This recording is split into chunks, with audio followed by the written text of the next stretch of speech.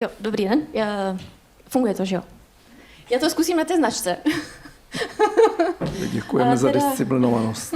A teda vám niečo poviem o nemocnice Charité v Berlíne a o tom, ako teda táto nemocnica plánuje ten svoj rozvoj. Nejaký malý úvod o Charité, je to teda, predpokladám, že väčšina z vás o nich moc toho nevie, tak je to najväčšia univerzitná nemocnica v Európe a pravidelne sa teda radí medzi top 10 svetových nemocníc podľa medzinárodných rebríčkov v Európe medzi top 3 a svetovo teda medzi top 10. Je teda obrovská, jo, akože má 3100 lúžek, ale ty lúžka sú vlastne na 4 kampusech, čiže je to v podstate ako keby sme 4 pražské nemocnice zlúčili do jednej, preto vlastne to číslo, vlastne ten počet těch zamestnanců. Jo, tady, tak to odpovídá tomu, že vlastně ona provozuje vlastně ohromné množstvo výzkumů, celou tu univerzitu a všetci ty zaměstnanci jsou vlastně rozložení po celom městě. Takže tu vidíte teda na mape Berlína ty 4 kampusy, tak to nějak išla presne tá zeď. Čiže má 2 kampusy v bývalom západnom Berlíne a 2 kampusy v bývalom východnom Berlíne, čo je zaujímavé hlavne kvôli kampusu Charité Mitte. Ten kampus Berlin-Buch je vlastne aktuálne spoluvlastnený ešte s výskumnou organizáciou a zameriava sa prevažne na výskum, ale v každej z tých nemocníc vlastne majú aj lôžka, aj nejaké výskumné objekty. Ten kampus Charité Mitte v úplnom strede toho Berlína, Virchow Klinikum je kúsok teda od centra, a Benjamin Franklin, jak napovedá názov, je teda v bývalom americkom sektore a je to teda nemocnica založená Američanmi, keď teda mali túto časť na starosti. Tuto vidíte švarcplány tých konkrétnych kampusov. Čiže tuto je ten najstarší kampus vlastne Charité Mitte, kde to bola vlastne stará pavilonková nemocnice, kam postupne pristavovali novšie a novšie budovy. Virchow Klinikum, ktoré vlastne bolo založené ako záhradné mesto, tam vlastne vždycky na tých švarcplánoch vidíte, aká časť z toho kampusu už je aktuálne zastavaná a čo teda je nutné urobiť preto, aby došlo k nejakému rozvoju toho kampusu. Berlin-Buch je teda zložený z nejakých menších objektov a kampus Benjamin Franklin je teda vlastne v tom svojom kampuse relatívne akože málo zastavanom, postavený vlastne ako monoblok. Takže prečo vlastne mám nejakú vedomosť bližšiu o tej Charité? Je to, jak pán profesor spomínal, že som bola na tej letnej škole. European Network Architects for Health vlastne je európska, povedala by som, že skôr nemecká skupina združenia architektov, ktorí sa vlastne venujú zdravotníckej architektúre, jak výskumne, tak projekčne a robia vlastne každý rok letnú školu pre študentov, architektov, doktorandov, psychológov, lekárov, ako multidisciplinárna letná škola, kde vlastne prednáškami, exkurziami a nejakým workshopmi nám sa rozoberajú teda tie nemocnice a ako by mali v meste v 21. storočí fungovať a čo by mali teda vedieť. Prečo je to dôležité aj pre tú Charité, ktorá to vlastne celé zastrešuje, je, že ten výstupom z tej letnej školy je vlastne koncepčný generál. Oni tam nahrnú vlastne 30 poloprofesionálov až profesionálov z celej Európy a dostanú na stole 6 minigenerálov s malými zásahmi, ktoré môžu do toho svojho rozvoja vlastne implementovať. Takže len v krátkosti, kde teda, čo nám tam v tej Charité konkrétne ukázali, tak nám ukázali svoj zrekonštruovaný výškový objekt, ktorý teda môžete vidieť tu spolu s rekonštrukciou, ktorá sa nachádza vedľa neho, kde vlastne v pôvodnom skelete z 80. rokov ten úplne vykuchali, nechali tam len tú nosnú konštrukciu a dali do toho ambulantný provoz plus teda výskumné centrum, tak to vyzerá teda ten nový objekt v interiéri. My sme tam boli ešte pred vlastne kolaudáciou, kolaudovalo sa to nedávno, myslím asi mesiac dozadu. Pre zaujímavosť, akože na tých pôvodných objektoch na streche žiadna vzduchotechnika nebola, všetko bolo v technickom patre a hlavne tam nebolo tak moc. Kdežto teraz vlastne ten pohľad z tých vložkových izieb na túto strechu vyzerá asi nejak takto. Ďalej sme sa boli pozrieť na experimentálnu jipku, čo je vlastne jeden z ďalších výskumov, ktoré sa v Charité dejú, že oni vlastne na tých svojich budovách veľa spolupracujú s architektami a už mali 10-ročný výskum, ktorý teda bol publikovaný, myslím, v marci tohto roku o tom, ako prostredie na jipke vplýva na toho pacienta. A teda tá jipka není zariadená štandardne stroho, jak to poznáme, ale je to vlastne všetko zariadené na mieru. Tí pacienti sú tam, majú výhľad na okno samozrejme, nevidíte tu tie klasické rampy, tie sú za tou zástenou. Ako v reálnom provoze je to trošku medicínske, čiže nie je to až také čisté, jak na týchto fotkách.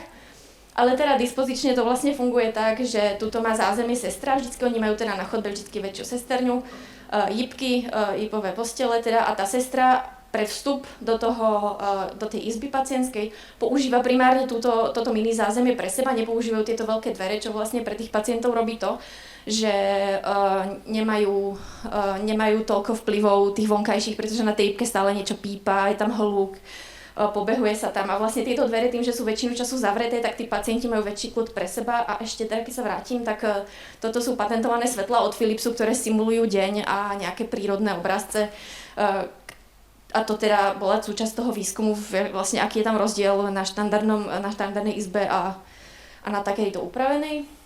Potom sme sa boli pozrieť na novú rehabilitačnú kliniku od architektov Nikola Partner, ktorí vlastne tiež zaštiťujú tú letnú školu.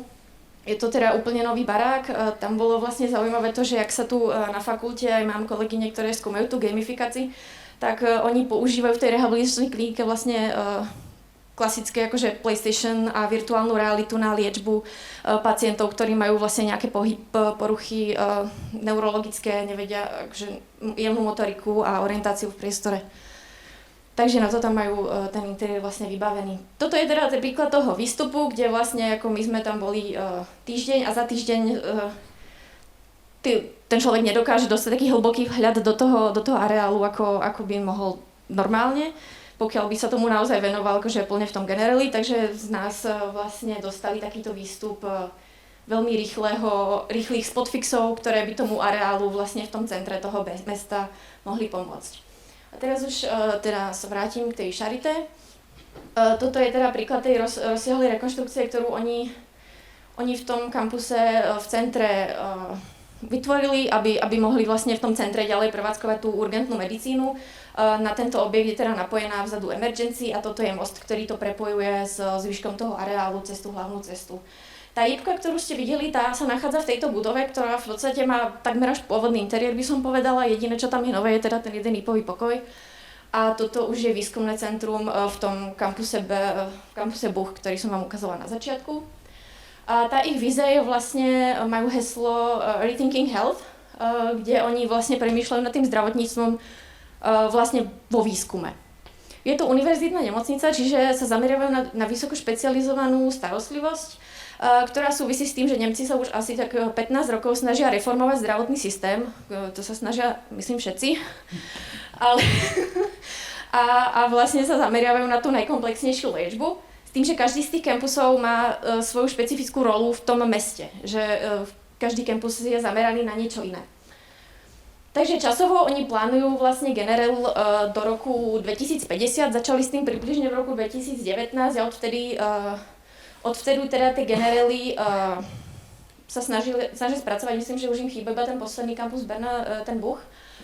A tí generely vytvárajú, nie tak jak my, ale respektíve akože majú na to súťažný dialog. Čiže podobne, ak sa tuto vlastne robia dialógy na väčšie urbanistické projekty, jak bol dialog na Florence, tak oni majú rovnaký dialog na ten kampus tej Charité. Organizuje to nemocnica sama vlastne, ale v spolupráci s mestom, pretože Berlín tú Charité vníma tak aj nejak ako svoju vlajkovú loď. Čiže z toho generelu, kde vždy súťaží nejakých 5 tímov v tom dialógu, tak z toho vyjde vlastne hmotová štúdia. A potom na tie jednotlivé objekty, ktoré oni vlastne im v tom genereli určia náplň, kapacity, objemy, tak potom ešte na tie objekty vypisujú vlastne jednotlivé architektonické súťaže. A samozrejme udržiavajú tie svoje aktuálne pavilóny funkčné nejakými údržbovými rekonštrukciami. Plánovaná investícia, ktorú má Charité do toho roku 2050, je cca 170 miliard korún v prepočte, takže fakt do toho lejú peniaze. A teraz už teda k jednotlivým kampusom. Toto vidíte, ten kampus Charité Mitte, je to teda veľmi stará nemocnica a oni vlastne majú takú víziu, že to je tá nemocnica v strede mesta, ktorá okrem toho, že bude poskytovať nejakú tú urgentnú péči, tak Vando, bude... já se omlouvám, já jsem zapomněl spustit ten odpočet, ale tak odhadem bych si myslel, že teďko někdy... Ja som sa tešila na to štekanie celý deň, a ono nebude. Tak to je mi líto, že jsem vás zklamal. Já vám to třeba potom ještě pustím po skončení. Ale tak jenom, že zvolna, bychom mohli to tlačit v závěru. Děkuji. Takže a oni sa teraz snažia z tých historických budov, ktoré vyzerajú nejak takto, vymestiť ten zdravotnícky provoz. Tento vežák je tento vežák. Zaujímavé na ňom je to, že ho vlastne vidno z toho západného Berlína. Čiže oni si to v tom východnom Berlíne postavili na to, aby z toho západného Berlína videli, akú krásnu majú oni veľkú nemocnicu a jak to tam všetko funguje. Takže ten vežák je v tomto stave. A teraz ten víťazom dialogu sú teda švajčiarski architekti Gmür, a budú mať, a vlastne tento kampus bude zameraný na urgentnú medicínu plus výskum, kde teda vidíte, že tuto je ten pôvodný vežiak. Tuto máme tie historické pavilóny, ktoré oni vlastne zachovávajú, ale okrem toho navrhujú v mieste aktuálneho rotačného pavilónu, ktorý použili na to, aby mohli zrekonštruovať ten veľký vežiak, tak oni ten pavilón vlastne zdemolujú a postavia tam úplne nový vežiak a táto časť toho kampusu bude vlastne venovaná len výskumu a múzeu. Plus nejakej mestskej funkcii, nejaký public health. Čiže tuto máme nejakú tú víziu toho kampusu. Ten kampus Virchow Klinikum vlastne tú svoju rozlohu, teda užitné metre štvorcové takmer zdvojnásobí a bude zameraný vlastne na kardiopéči plus teda nejaké pokročilé liečby nádorových ochorení plus teda 2 výskumné centra Simulated Human, kde tá liečba bude prebiehať extrémne experimentálne. Toto je teda aktuálny stav, letecký snímok toho kampusu, kde jedna budova je trošičku novšia než tá druhá. A potom tam máme teda tie pôvodné objekty. A ako si môžete všimnúť, tak oni vlastne potom generáli z toho zostane len ten vstupný pavilón, inak všetko ostatné, tým, že to není vlastne pamiatkové chránené až na ten vstupný objekt, tak to zmizne. A toto už sú teda aj vyhrané súťaže vlastne na tie jednotlivé nové objekty. A posledný teda je kampus Benjamin Franklin, ktorý teda bol jeden z prvých monoblokov v Európe a je už pamiatkovo chránený, takže oni s ním nič moc robiť nemôžu a v tomto kampuse vlastne takto teda tá nemocnica aktuálne vyzerá. A ten kampus vlastne zostane primárne ako zdravotnícky na poskytovanie zdravotníckej starostlivosti. Vyhrali to tí istí architekti ako ten kampus Charité Mitte, čiže Švajčiari Gmür. A vlastne čo sa stane je, že okrem toho monobloku pôvodného sa tam vo veľmi podobnom duchu dostavia ešte jeden blok. A takýmto spôsobom vlastne Charité rozvíja svoje areály. A to je za mňa všetko. Ďakujem.